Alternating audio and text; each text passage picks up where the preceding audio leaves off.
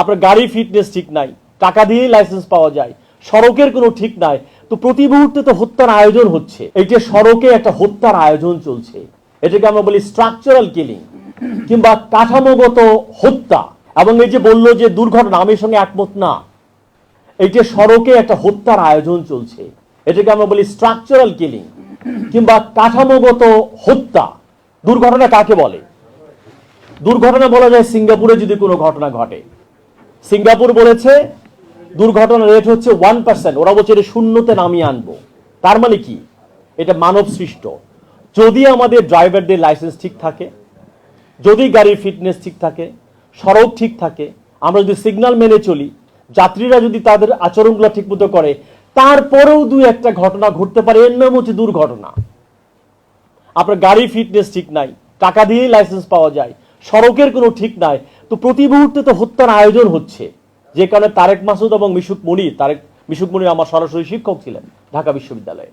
তারা যখন মারা যায়, সৈয়দ আবুল মকসুদ ভাইয়ের নেতৃত্বে, রাশেদ রায়ন ভাই আছেন, শরীফ ভাই সহ, আমরা কিন্তু ঈদের দিন, বছরে ঈদে এবার বাড়ি যাব না, ওই সময় ঘটনা ঘটেছে ঈদের আগে, আমরা শহীদ মিনারে কিন্তু অবস্থান করেছিলাম।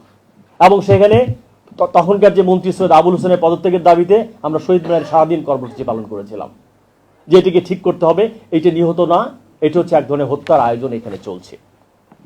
কাজে এই যে আমাদের যারা মেয়র থাকেন তারা বাইরে যান, সড়ক মন্ত্রীরা বাইরে যান, আমার তো মনে হয় যে আমাদের যে বাসগুলো, এইটা দেখেছেন না, মিষ্টির দোকানের সামনে কতগুলো কুকুর থাকে, যার লোম উঠে যায়, এরকম লোম উঠা, ছাল তোলা, একটা ঘষা খাওয়া বাস পুরো পৃথিবীর কোথাও আমি দেখি না। অনেক দেশে আমি গেছি, এরকম বাজে ব্যবস্থা কোথাও দেখি না আসলে। সেটা বাংলাদেশেও চলছে সবখানে। যেটা জানি কাম্বোডিয়া থেকে শুরু করে, খুব ধনী দেশ না, আমাদের চেয়ে পার ক্যাপিটা ইনকাম অনেক কম।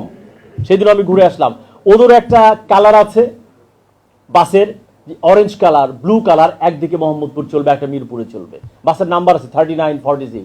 আপনি যেটা বললেন, এটি তো সারা দিনের জন্য আমার মালিকের ভাড়া নেওয়ার কথা না। আমরা দেখেছি এক বাসের মালিকে সেম বাস তার সঙ্গে কম্পিট করছে।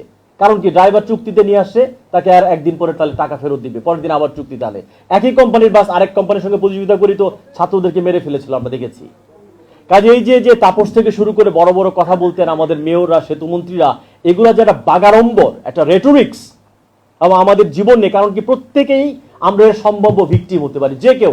ও যে বলল আরিফ নামে যে ছেলে মারা গেছে, ওইরকম একটা সুন্দর স্মার্ট মেধাবী ছেলে আমি তো ভাবতেই পারি না সেও সড়ক দুর্ঘটনায় মারা গেছে।